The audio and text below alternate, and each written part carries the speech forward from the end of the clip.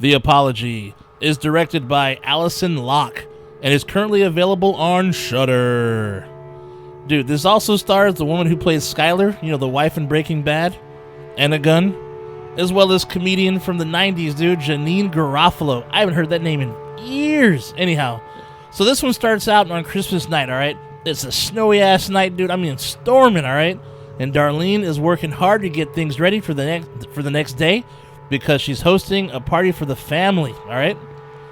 Getting those pies and cakes ready, dude, and baked for you. But anyhow, all the work is done, and she decides it's time to chill. I guess outside is already chilly, right? Anyways, dumb joke. Then her doorbell rings. Ding dong. It just so happens to be her ex-brother-in-law, Jack, whom she hasn't seen for 20 years, dude. And actually, nobody in the family has seen him for 20 years, all right? Then all of a sudden, here he is. And he claims he's here to make amends for the past. Has presents to give and all right? But most importantly, he came to see Darlene because he's got to get something important off his chest. You see, Jack has a confession to make that'll make the night even more interesting. Very interesting. A secret that's 20 years in the making. And you know it's bad when before he tells her, he goes in the kitchen to hide all the knives, anything with sharp objects, any sharp objects at all, right? So you know shit's about to go down. Now I'm gonna be honest with you, right? The confession, it's a big one, obviously. I mean, if you watch the trailer, you'll know what it is. And her reaction, obviously, is warranted. But the execution from that point, dude, Arn, actually, in my opinion, wasn't as satisfying as I had hoped it would be. The thing is, all right, Jack and Darlene have an interesting past, as well as Darlene has a daughter who's been missing for 20 years. The cops have found no body or anything, dude.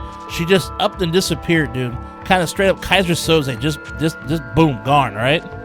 So I'm sure you kind of know where I'm getting at when it comes to Jack's confession, if you know what I'm saying. Now, in most cases, parents would just straight soya this bitch, right? Torture and all sorts of shit. At least you would think so, right? In this movie, it sort of happens, but it was too dramatic for its own good. I mean, more dialogue than action coming from the situation. And I'm not talking about action like, jumping across the hall and all that shit. I'm talking about violence. And the thing is, this movie had such a great start, dude. I mean, a really good setup that just pulls you in, dude. Seriously. But after that, you kind of start questioning Darlene's decisions because it just made no sense. I mean, think about it. 20 years of waiting for some sort of news that you finally get, and this is pretty much how you roll? I mean, damn, dude. I mean, just my opinion. That's all I'm going to say. I mean, I felt there needed to be more intensity. It needed to be there. I mean, what she did to this dude was equivalent to what you do to somebody robbing you or something, dude, and not something more egregious. At least I would think, all right? This is the sort of movie that should have had you screaming your ass off at the TV, just really enjoying it, like, go, get that motherfucker, la, la, la, la, just going off. Get that girl, get that man, girl, beat his ass, and, that kind of shit.